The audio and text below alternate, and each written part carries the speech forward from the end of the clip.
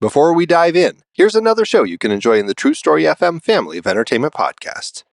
What's up, most excellent friends? It's Chrissy and Nathan from the Most Excellent 80s Movies podcast. It's a podcast where a filmmaker and a comedian And their most excellent guests adventure their way through the 80s movies we think we love or might have missed with our grown-up eyes to see how they hold up. Join us for delightful discussion, Rollicking recaps. ratings, and deep-cut recommendations. Plus, members get some extra fun chit-chat with the hosts after the show. Download the Most Excellent 80s Movies podcast today at truestory.fm. Or find it wherever the finest podcasts are stored. And do remember to keep the Most Excellent 80s Movies podcast motto in mind. Be excellent to each other and... Party on. Party on, dudes. Well, howdy folks, my name is Lester Ryan Clark. And I'm Keenan Diaz. And we're the hosts of The Exorcist Minute, a show where we examine, extrapolate, and excavate the scariest movie of all time. Each episode covers a single minute of William Friedkin's 1973 horror masterpiece, The Exorcist. If you like deep dives, this show is the deepest. Did you know the film's iconic theme song, Tubular Bells, wasn't written specifically for the movie? Or that the 1973 audience members were throwing up and fainting in the theater before they ever got a glimpse of the demon? Or what about all the crazy on-set mishaps, cast injuries, the director firing real guns? Ooh. Ever wonder where Ouija boards came from or how they got their name? How about some history on the Catholic Church or the Roman rite of exorcism? Or maybe we can tempt you with some juicy demonology lore. Did you know that Pazuzu had an ex-wife? Find The Exorcist Minute on iTunes or Spotify or wherever you listen to your shows or at theexorcistminute.com. Until next time, folks, The power of The Exorcist compels you.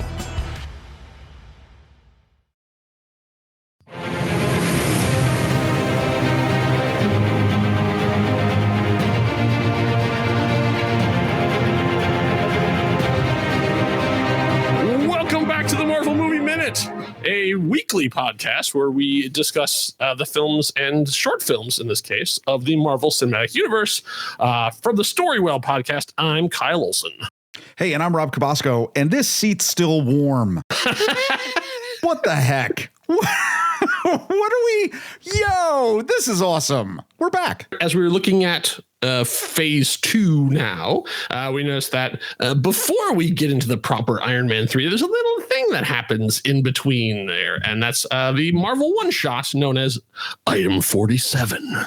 So we decided, you know what? Let's give a little bit of a taste. For those of us who haven't listened to Incredible Hulk or Iron Man 2, which we both did, this will give them a little bit of a taste of what our style is, what we're like, and also gives us a chance to get the ring rust out because, we haven't been back in this particular arena for a while. Oh, but how we missed it. We're ready to go.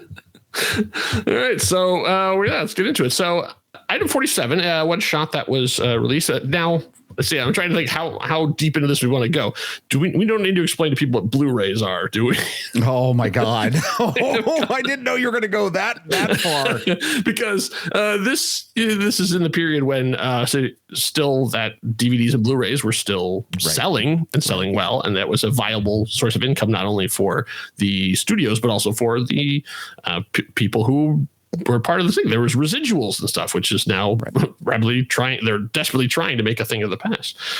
But you can now find this on Disney Plus streaming. You can watch it, if you have that as a part of your subscription. But back in the day, this was what it was before Marvel Television, before Disney Plus. Like this was the only and. Actually, it was really, really cool. And I really missed these.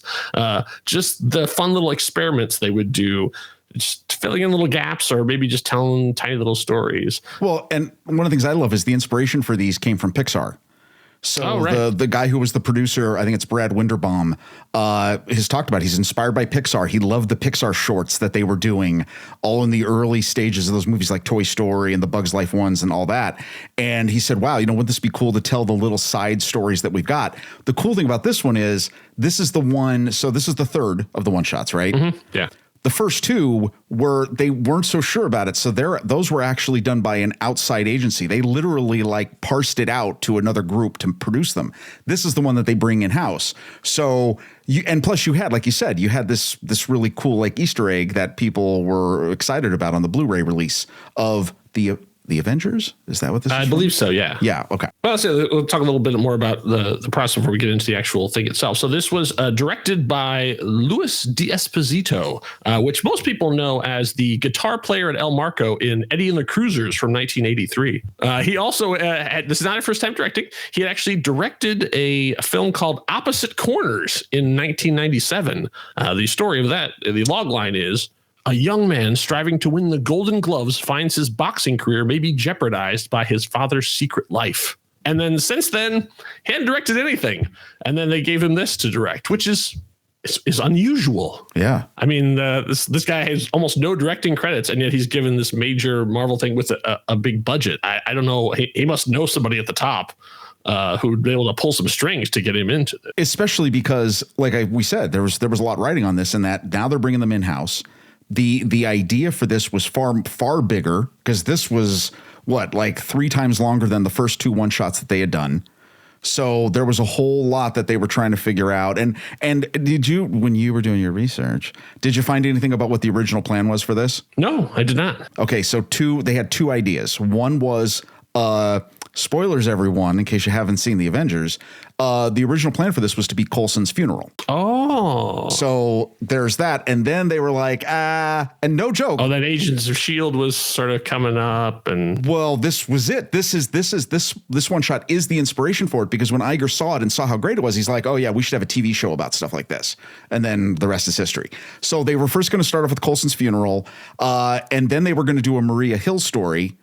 And then they were like, I don't know. And then Eric Pearson, who's the writer for this one shot, and I think for all of them, actually, yeah, right. His one line pitch was, "What if Bonnie and Clyde find an alien gun?"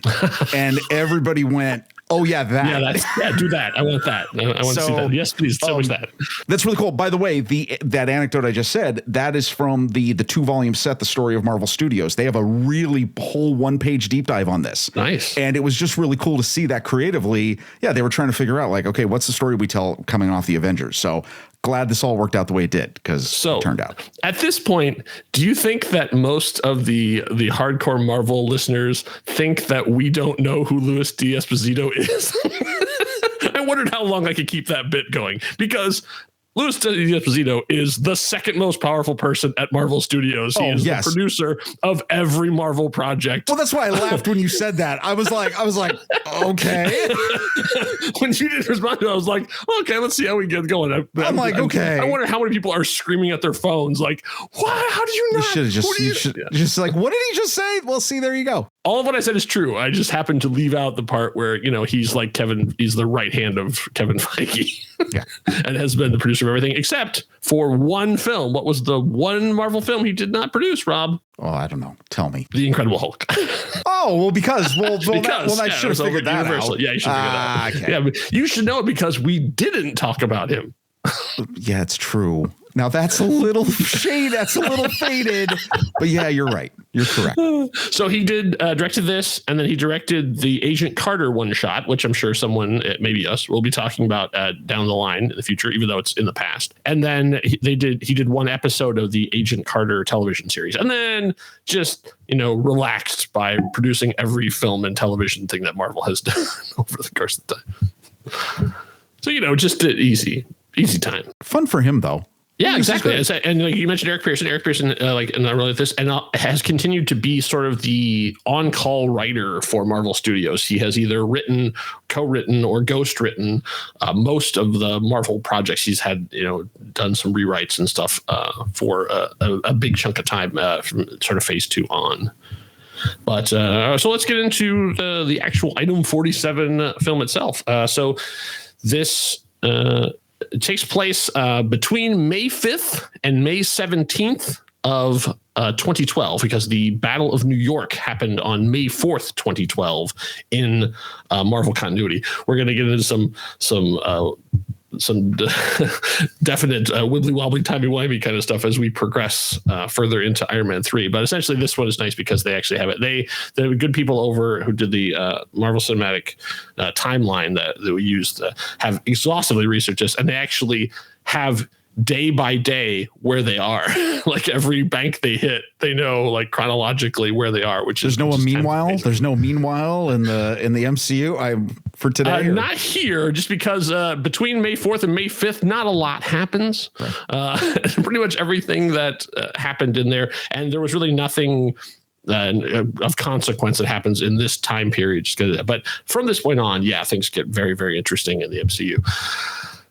So we have Lizzy Caplan as Claire Wise. So Lizzy Caplan is one of my favorite actresses. She has 68 credits currently on IMDb. And Rob, it's time to play the IMDb game.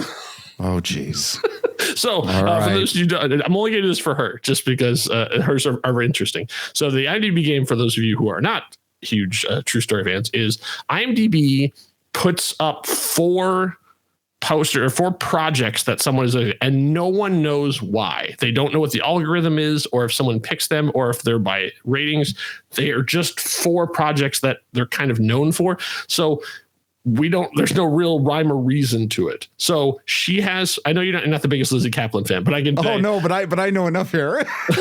So she has 4 things out there. And I can tell you there are 4 films in this case. And all of them are films that you know. I don't know if you've seen, but they are known names. So there's no strange independent thing that is just super popular and stuff too. Let's go. Okay. Number 1. Yes. Hot Tub Time Machine. Correct. Oh, I knew it. Okay, I know. As soon as you were prepping this, there's 2 I would say that are probably gimmies if you know anything about Lizzy Caplan. Okay, and then one that's a little bit. So I'm gonna go with Hot Tub Time Machine. Number 1. Number 2. I can't believe that was the first one out of the gate. Number 2, because it's the one that you would think like that has no business being in the top 4 of her career, but like of course. Okay, now and I'm gonna go like one of the earliest ones. Mean Girls. Yeah. Okay. Mean Girls is 2. Yeah. Mean Girls is 2. Now would it only be limited to movies? Would it be limited to movies or also shows? No, just movies. Oh, just movies, because then obviously there'd be some obvious ones for that. Okay, I want to say she was in one of the Magician movies. Yes. Now You See Magicians robbing banks. Yes. Oh, yeah. No, I love it. Now, it was in Now You See Me? 2. Now You See Me 2. Now You See Me 2. Yeah. Okay, that may exhaust my... Oh, really? Because I thought that may exhaust my knowledge. Okay, this one I think probably, besides Mean Girls, I would say probably was her biggest hit, which is Cloverfield. Oh my God! Yeah. Oh no, she's such a great character in that. Yeah, and Cloverfield is one of those. I don't think it's unsung. I think it's sung. I think it's a sung gem. Oh yeah. Oh, absolutely. I don't think it's not like a weird indie kind of thing. I mean, that was huge. No, Cloverfield was huge. Now I don't know how people know that today, but I mean, but you know. Yeah, Hot Tub Time Machine first. That was. I can't believe it went. I thought that'd be the one that you would be struggling on at the end. No. Anyway, so she plays Claire Wise. She is then her. I guess she is the Bonnie, and then her Clyde is Benny Pollock, who is played by Jesse Bradford. I would say probably best known for Bring It On. He's continues out their work.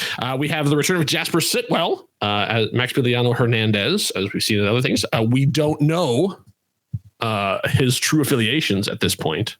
Hail Hydra. Yeah. Mm-hmm. And then we have a first timer for the MCU at this point, Titus Welliver as Felix Blake. Agent Felix Blake. This will be not the last time we see Agent Blake, because he does recurs this role in Agents of S.H.I.E.L.D. But of course, most people know him as Bosch, my dad. Oh no! Every time I see him, is like, have you been watching Bosch? No, I haven't. I've never watched that show. Never watched it either. You know what? All I know of him as the Man in Black from Lost. Oh yes. Yes. That's it. Yeah, we don't know the unnamed, the Man in Black, the other guy. Yeah, the other guy. No, like that's my, and he was Johnny Cash. No, and I believe he was. I mean, he's another one of those guys that when you see him, you're like, oh yeah, and everybody knows him from somewhere. Yeah. He's done a ton of projects and stuff too, and continues to work. First of all, I love the start of this too, of just the two of them sitting in a car, having this conversation, and then they pull masks over their head and go and rob a bank. It's such a great thing of not knowing anything of what this was going to be. This is a great way to start it out. And we find out that one of the Chitauri weapons from the soldiers has gone missing. And it was item 47. So 46 items have been retrieved from the battlefield, but one went missing. And I feel like that's a low number. Okay. Can I tell you something? When I think I had missed this, by the way. I should have prefaced this. Like, I hadn't seen this one shot back in the Blu-ray days. Yeah. When I realized what the item 47 referred to, I'm like, wait a minute. I mean, that seems like a lot. I think a lot of stuff disappeared. I think, I don't know. That just seems Michael Keaton is still selling stuff out of a truck. I mean, yeah, exactly. There's those guys are still out there, and I don't know what they classify as item. Maybe it's as like an intact thing. Yeah. As opposed to like, oh, that's interesting. You know, like maybe like the ship doesn't count as an item. Well, no, and maybe everything else is shrapnel. Yeah. Oh, as an intact thing, you know, as opposed low. to just junk, as just space junk, low, which is, as we know, is in a warehouse. According to Spider-Man: Homecoming, is in a warehouse in, was it New Jersey? So we have them tracking down and a great once again for you can see there's a little, the consultant one shot is basically in a diner. Like there's not a whole lot. And the funny thing happened on the way to Thor's hammer is one location, essentially. Right. It's a gas station. But here they actually got like three different locations they actually got to go and shoot on too. And I'm sure a soundstage, because I don't think a motel would really let them blow a hole in the wall. But it was still just for a fun little thing. That was such a great thing of like, get down, and they're blowing the hole in the wall and going through. Actually, that first shot of them as they're crossing the street and you see the Chitauri. Yeah. Are we calling it, what is it, a particle gun? What are we calling this? I don't know what the actual, I didn't find it in my Marvel visual dictionary. And just so you know that we've done some research. Wakanda Files did not have really any good Chitauri dossiers. So that was a little disappointing, but it's a particle gun of some kind. I mean, there's a lot of sites have talked about this. That shot though, where you see the rifle enter into the frame and the bank is in the background. Beautiful. Yeah. So it's like everything you need exactly right there. Beautiful. So then as they apparently had a dollar amount they were going for, because when they get back to the hotel, they said, we got it. Like we don't have to do this anymore. We're done. So they had reached the whatever number they needed to hit to be comfortable for the rest of their lives. Oh, wait, hold on a second. You're not skipped over the rundown of the locations they hit. Oh, absolutely. You've got the rundown. Hit me with it. Yeah. Okay. So 7 days after the Battle of New York, this is basically what you see as a montage of them knocking off these banks or vaults. And during it, there's a little bit of like over narration that they hit Richmond, Virginia. Then they hit Greensboro, North Carolina, Charleston, South Carolina, Savannah, Georgia, which somebody makes a comment, great pulled pork there. I think Sitwell says that. But then you realize they were going south, and then this bank is in Allentown. And I don't know what the joke is. I tried to find what's the joke there? Yeah. Because they're going south. Why did you go all the way back up to Allentown? And also surprising they'd go to Allentown because I've heard they're closing all the factories down. In Allentown? In Bethlehem, which is right near Allentown, they're killing time. They're filling out forms. They're standing in line. So I'm surprised. That's actually where my wife is from. So I was watching this, and she's like, "Did they say Allentown?" Allentown, Dorney Park. Come on, man. Yeah. It's awesome. So no, but that just seemed odd, and I tried to do a little dive on why Allentown. So somebody, it must be somebody. Yeah. Yeah, exactly. A connection to somebody on the side. Like, oh, you should have it be in, because it's a hotel room. It could be anywhere. Or they're a Billy Joel fan. Oh yeah. Or they were headed to Canada. Maybe they made everybody think they were going to Florida and said they. Okay. So yeah. So then they get to the motel room and now they're like, we got all the money. Yeah, and then we get to see a little bit of that S.H.I.E.L.D. ingenuity where Sitwell goes into the room next to them, cranks the volume up just to annoy him. And when they come over, grabs Benny and holds it down, and then But he fights back, manages to kick the speaker down, and then yells, "It's the cops!" Because at this point, S.H.I.E.L.D. hadn't identified themselves or anything. And that's when Claire blows a hole in the wall. It's pretty great. Because also, it does go to show that they were a solid couple, though, because she could have took the money and run. Absolutely. Whoa, took the money and run, but she did nice little character development point there that I thought was really nice to show their relationship. Which points to what's going to happen at the end of the episode. Exactly. So we find out that Jasper is not there to arrest them. He's there to recruit them because they actually figured out how to do it. And we see that they now are members of S.H.I.E.L.D. They brought in as agents of S.H.I.E.L.D. Move on. And unfortunately, they now exit the MCU. I don't know where we like I said, we got to see Agent Blake come back again, but that's it for these two. Like we just assume that they're out there still doing the good work, running around doing S.H.I.E.L.D. stuff, but they never came back, or as far as I could tell, or ever mentioned again. So Benny is assigned to the R&D think tank. Yep, because he managed to get the Chitauri weapon up and running. So he was able to make it work, and they make the point that, hey, the other 46 we couldn't get to work. You must know something, or let's go. Yeah. And then Claire is the assistant, becoming Blake's assistant, which is the other agent. Yeah. So, which is kind of funny and stuff. Yeah, there's not even another chair. That's good. I was like, the whole thing. Two quick things I just want to note. One, there is a Coulson reference. Mm-hmm. Which I think is kind of funny, and also because I think it's a little bit a nod to what they had originally planned, so that there is still a Coulson moment where he just misspeaks when he's talking to Sitwell, calls him Coulson. He says it's a habit. But here's something we know we'd like to pick apart the details that we see. Right when they blow up, so he fires the weapon twice in the motel room, or 3 times.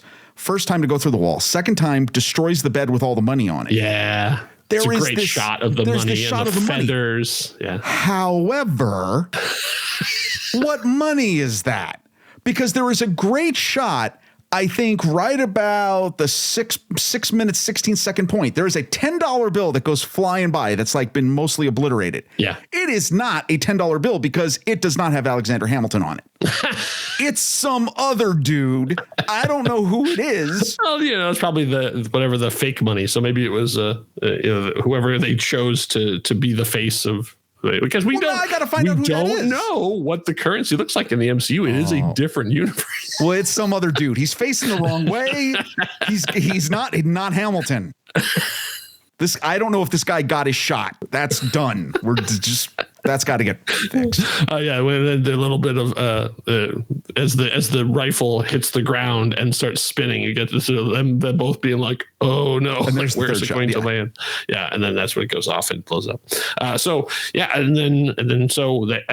they've ventured into the realm of fan fiction. So I assume that somebody on AO3 has done the continuing adventures of them, and maybe they've become the tag and bink of the MCU and are out there banging around. We just don't know. Wouldn't it be amazing if Benny shows up at some point and he's like the mastermind? That would be hilarious. S.H.I.E.L.D. is about to go through a lot. So maybe, there you go. So down in the future, when you do it, there'll be a shot of him there when Captain America is in the S.H.I.E.L.D. base making his big speech of like, he's down in the R&D lab, like, huh. And there is a post-credit scene. Oh, is there? Oh, I stopped watching. There's a post-credit scene. Nice. Look at that. So the credits are actually kind of nice. They have this really cool visual animation of like looking at blueprints, like seeing the evolution of certain pieces of tech. And there are some Easter eggs in there. I think there's just various like looks at weapons and different things. But at the post-credit scene is Claire is now alone in the room, and she's just she's kicked back on the chair, and she's just moving around the room. Looking at the ceiling, which I'm sure she still is doing. Yeah. So that's kind of great. So there you go. So that's item 47. So once again, I wish that they would, I guess they kind of are doing one shots a little bit. I mean, they're doing they did for like Werewolf by Night, they did a special presentation. So I'm hoping maybe that is sort of taking place. I like just these, just little glimpses into stuff that's going on. You don't have, and not everyone has to have a full, 12 episode series, sometimes you could just check in on people and see how they're doing and then move on. As the future goes, as the future continues to improve in the MCU, fast forward to times that are not discussed yet, I am sure these will come back because I think everyone really loved these and they were great story connectors. And in addition to entertaining, you have these great opportunities for these people to come in. Just one last comment about this. So when this debuted, I always think this is kind of neat, at Comic-Con 2012, where they actually did a showing of this, I think in Hall H.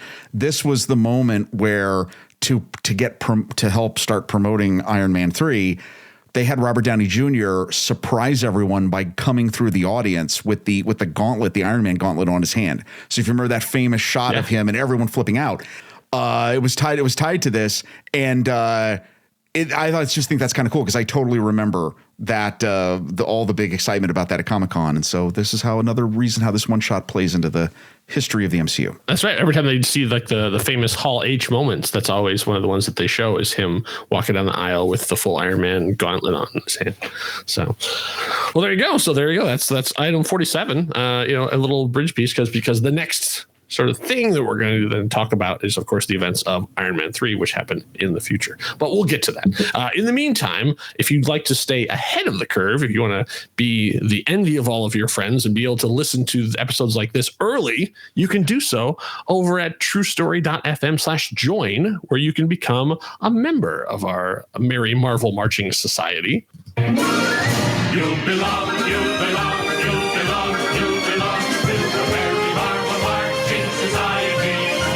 For just $5 a month or $55 a year, you can get access to early episodes, bonus content, exclusive Discord channels, all sorts of wonderful things. And they will all be ad free, which is always a nice perk. Plus, it helps us to keep making our weird Marvel side project things. So head over there, check us out. If you got the money, we'd appreciate it, and we'll keep doing this. Next time you hear us, we'll be back to discuss a little film you might have heard of called Iron Man 3. So until then, enough said. Bye.